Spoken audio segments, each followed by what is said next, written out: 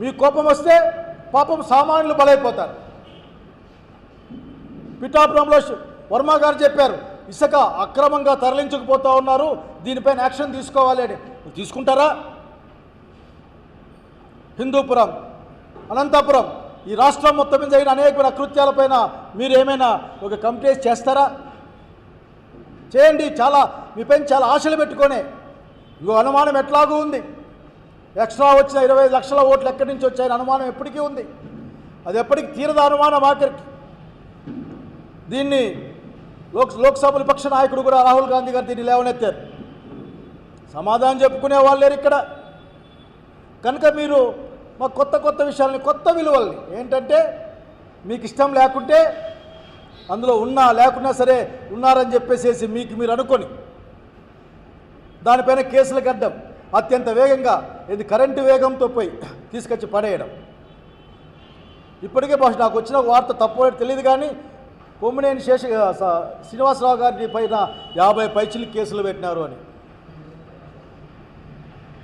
ఉన్నట్లుండి ఒక రోజుకి అతను 50 కేసుల్లో ఉండే క్రిమినల్గా ఎట్లయ్యాడో ఈ ప్రపంచానికి అర్థం కావడంలే, ఈ రాష్ట్రానికి అర్థం కావడంలే.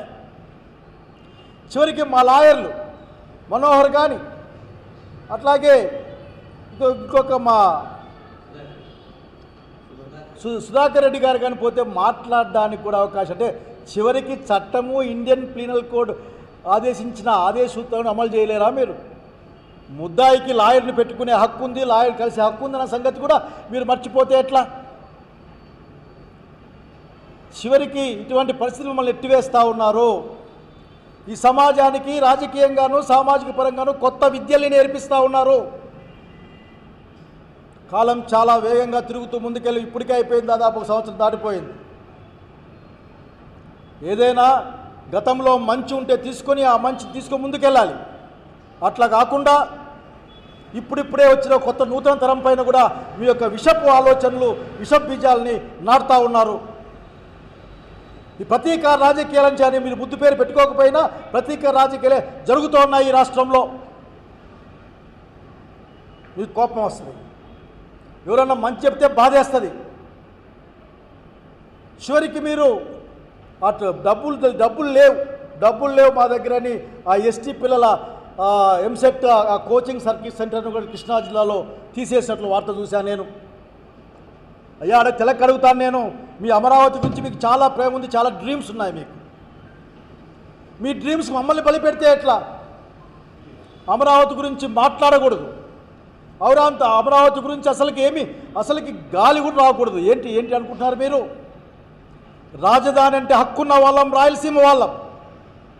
మాతో మాట్లాడకుండా, మా కన్సెంట్ లేకుండా, ఏది లేకుండా అక్కడికి తీసుకెళ్ళి అక్కడ కడ్డమే కాకుండా మా ప్రాంతాల్లో ఉన్న సకల వనరులను కూడా చివరికి మా జీవధాతువును కూడా తీసుకెళ్లి అమరావతిలో పెడతా ఉన్నారే. 1,00,000 కోట్ల బిల్డింగులు కడతామని చెప్తా ఉన్నారే. 1,00,000 కోట్ల బిల్డింగుల్లో ఉండడానికి ఏముంది మా దగ్గర? ఇక్కడ అడుగుతా ఉన్నాం, మాకేం లేదు దాంట్లో భాగం. శ్రీబాగ్ గొడవపడి ప్రకారం మాది రాజధాని మధ్యలో ఉంటుంది కదా అని ఇట్లా అన్యమనస్కంగా అర్ధమనస్కంగా తలూపాం మేము. అమరావతి గురించి ఎవరు మాట్లాడరాదా?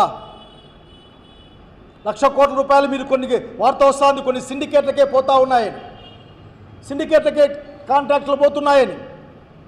సో ట్రిపుల్గా రేట్లు.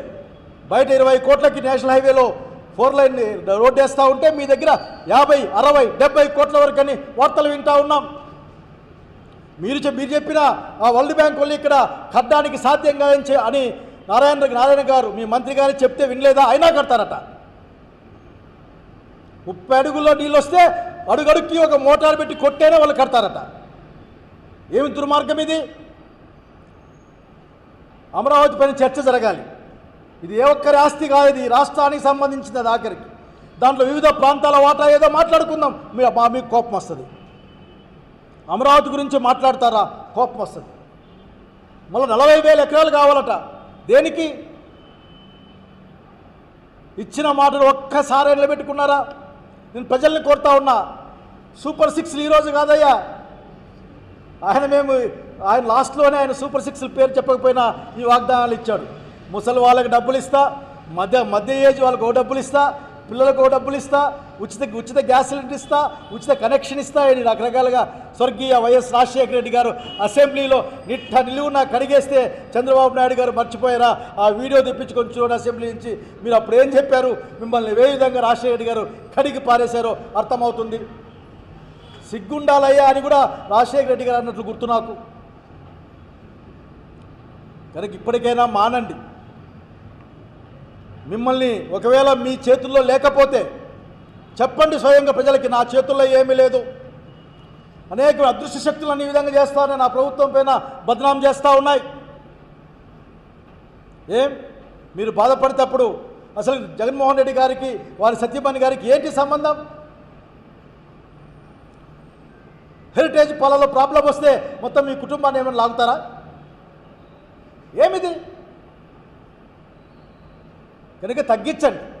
ఆఫీసుల పైన దాడి చేసే ప్రయత్నాలు, పత్రికా కార్యాలయపైన దాడి చేసే ప్రయత్నాలు ఎక్కడికి ఆపుతున్నారు అంటే, ఏదైనా సంఘటన జరిగితే దాడి చేయండి, దాడి చేసి విధ్వంసం చేయండి అని చెప్పడం అని నేర్పిస్తూ ఉన్నారా జనానికి? కాలం ఇట్లే ఉండదు కదా. 12 గంటల తర్వాత రాత్రి వస్తుంది, ఎండాకాలం తర్వాత వానకాలం కూడా వస్తుంది.